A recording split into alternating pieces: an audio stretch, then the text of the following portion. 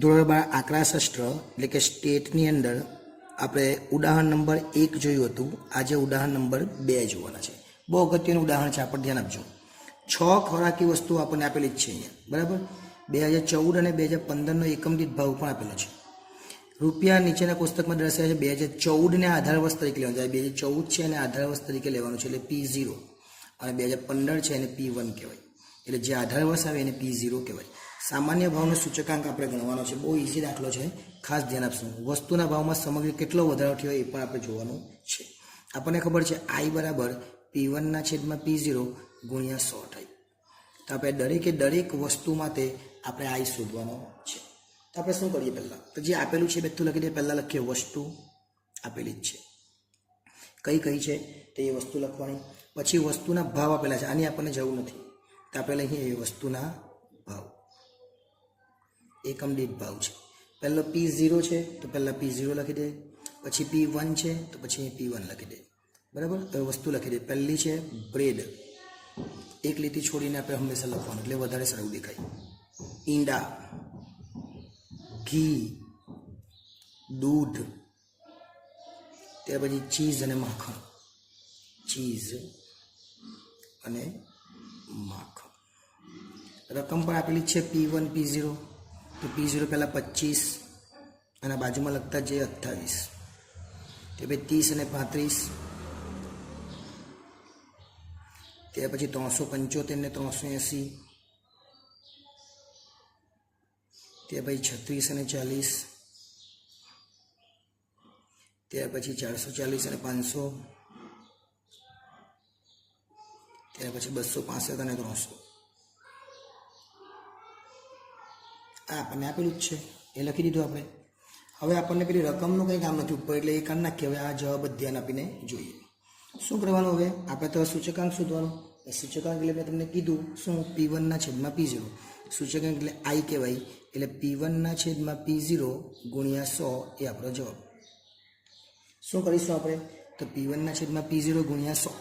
હવે અહીંયા ગુણ્યા 100 નહીં કરે તો બી ચાલે, પણ આપણે અહીંયા કરી જ દે એટલે બહુ મજા આવશે આપણે જો દાખલામાં. શું કરવાનું આપણે? 28/25. 28/25 ગુણ્યા 100. અને ખાલી 28/25 લખે તો બી ચાલે. પછી 35/30 આગળનું વર્ષ લેવાનું ગુણ્યા 100. પછી 380/375 ગુણ્યા 100. પછી 40/36 ગુણ્યા 100.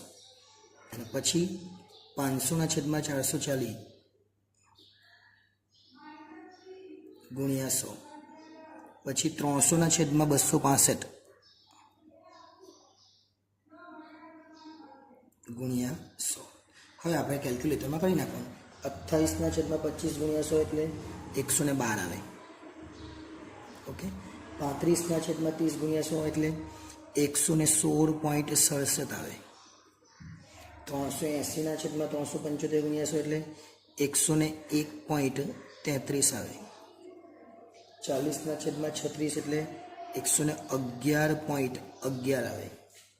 ત્યાર પછી 500/40 ગુણ્યા 100 એટલે 113.64 આવે. અને છેલ્લે 300/265 એટલે 113.21 આવે. હવે આ બધાનો સરવાળો કરી દેવાનો. એને શું કહેવાય? સિગ્મા. શું કહેવાય? સિગ્મા P1/P0 ગુણ્યા 100. આખું આપણને મળી ગયું. આખું જ આ જે આખું મળી ગયું કેટલા છે? તો એ આવે 667.55. હવે આપણે જે શોધવાનું છે આપણને 6 ખોરાકી વસ્તુનું પૂછ્યું છે. આપણે લખવાનું અહીંયા 6